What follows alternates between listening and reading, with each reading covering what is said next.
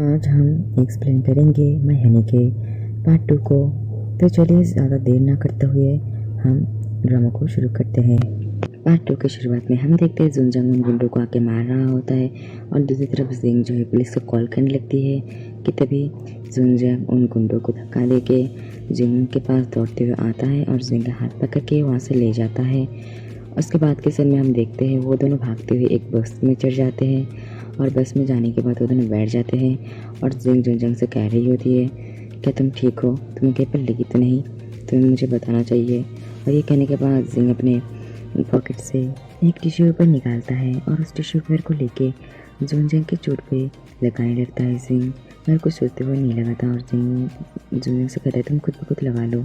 ये सुन के जुनजंग उसके क्लोज आने लगता है और उसे कहता है तुम्हारी वजह से मुझे देखो कितनी ज़्यादा चोट लगी है और तुम नहीं लगाना चाहती, ऐसा क्यों बताओ। और ये कहते हुए और भी ज़्यादा क्लोज आने लगता है और जिंग उसे पकड़ लेता है और उसे पुश करते हुए कहता है ठीक है मैं लगाने के लिए तैयार हूँ, मगर लगाते वक्त तुम हिलना मत। और हम नेक्स्ट सीन में देखते हैं जिंग जो है जुनजंग की चोट पे दवा टिश्यू पर लगा रही होती है और जुनजंग उसे देख रहा होता है और तभी बस जो है ब्रेक करता है और उन दोनों में फिर से स्किन कांटेक्ट हो जाता है और जुनजंग के सोने से जिंग को फिर से कुछ होने लगता है और जिंग उसे फिर से स्लैप मार देता है और इस बार भी स्लैप मारने के बाद जुनजंग के हाथ में पेन होने लगता है और जुनजंग जो है फिर से स्प्लिट होके वही रोड वाला जुनजंग बन जाता है और जुनजंग जिंग से कहता है मैं पर कर क्या रही हूँ और तुम मेरा पीछा क्यों कर रही हो, तुम मेरा पीछा कब तक छोड़ोगी।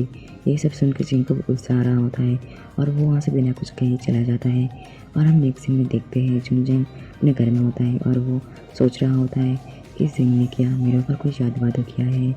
और ये सोचते हुए वो अपने ख्याल में डूब जाता है जहाँ पर जिंग एक रेड ड्रेस पहनी होती है और वो जुनजंग से कह रही होती है कि मैं तुम्हें मेरे साथ लेकर जाऊंगा, तुम्हारी आत्मा को मेरे वश में कर लूँगा। और वो तो किसी भी तरह उस ख्यालों से बाहर आता है मगर वो फिर से अपने ख्यालों में जो है डूब जाता है और इस बार वो जो ख्याल अपने ख्याल में देखता है कि जिंग मुझसे कह रही होती है तुम ये एप्पल खाओ और तुम जो है सब कुछ भूल जाओगे और जिंग ज़बरदस्ती एप्पल खिलाने लगता है और वो किसी भी तरह उस ख्याल से भी बाहर आ जाता है और वो सोचने लगता है ऐसा मेरे साथ हो क्यों रहा है।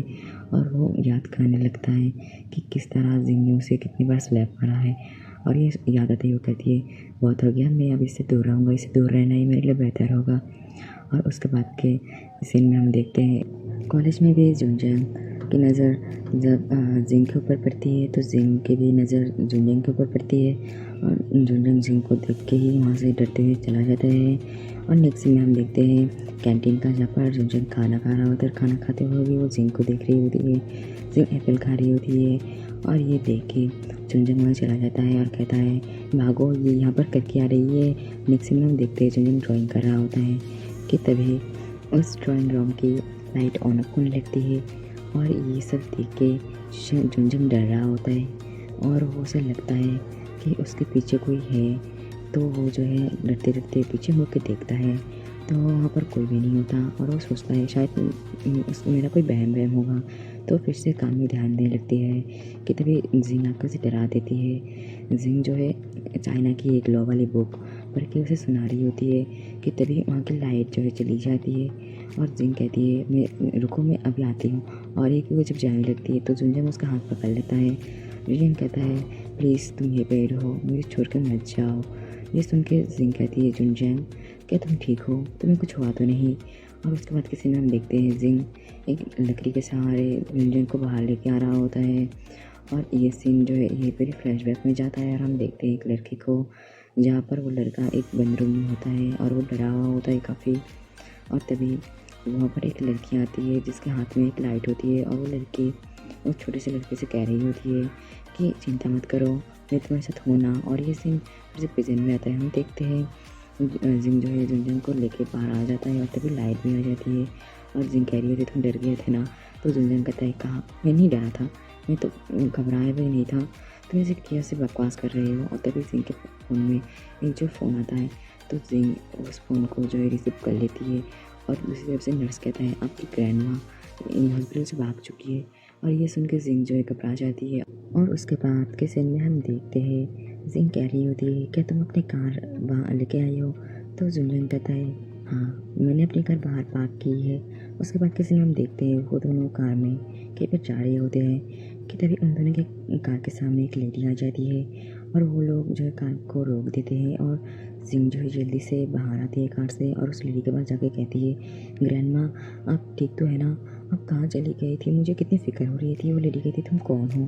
तो जिंग कहती है, ग्रैंडमा मैं हूँ आपकी पोती जिंग। और पीछे से जुनजंग वीडियो बनाते हुए आ रहा होता है, कह रहा होता है मुझे पता है आप पैसों के लिए सब कर रही है ना। दूसरी तरफ जिंग कह रही होती है, ग्रैंडमा मैं आपकी पोती हूँ, आप प्लीज़ मुझे पहचानिए, मैं जिंग हूँ आपकी पोती।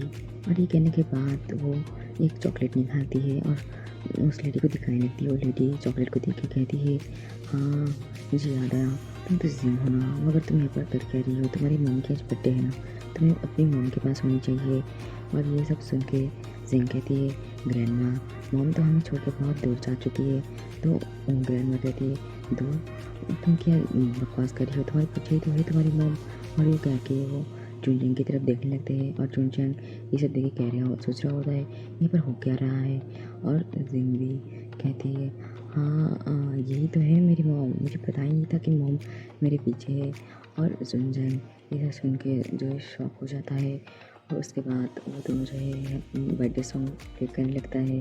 और नेक्स्ट सीन हम देखते हैं हॉस्पिटल का, जहाँ पर ग्रैंडमा जिनसे कह रही होती है तुम अपने मॉम के साथ रहना और इन्जॉय करना बहुत ही ज़्यादा। तभी नर्स आ जाती है, नर्स आके ग्रैंडमा को वहाँ से ले जाती है और ग्रैंडमा जाते हुए जुनजंग से कहता है कि अपनी बेटी के साथ एंजॉय करना।